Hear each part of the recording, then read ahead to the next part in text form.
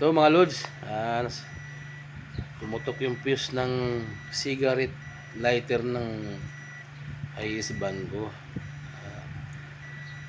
Hindi ko makita ang fuse, nandito lang pala sa may ilalim ng upuan, driver seat, at saka dito sa may pedal ng clutch sa taas, banda taas.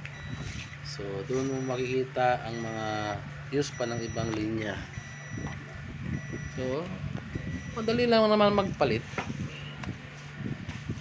Kung ano lang yung nasira o nasunog, kung ilang amperahe yun, halimbawa 15 amperes, dapat 15 amperes rin yung ipapalit mo. Huwag mong papalitan ng 20 amperes kasi hindi kaagad magre-react yun. Mas maganda kung mas lower sa amperahe. Halimbawa 15 amperes, kung walang available na 10 amperes, yun, pwede pa yun. Pero kung mayroong 15 amperes, mas maganda 15 amperes ang ilagay mo. Dahil yun talaga ang accurate niyang amperahe. So dyan, nagpapalit na ako.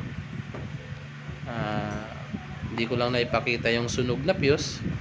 Pero yan yung bago na naipalit ko. 15 amperes yan, kulay blue. So mayroon niyang 20 amperes, 25 amperes, 10 amperes at saka 7.5 amperes. So yung sa cigarette lighter, 15 amperes siya.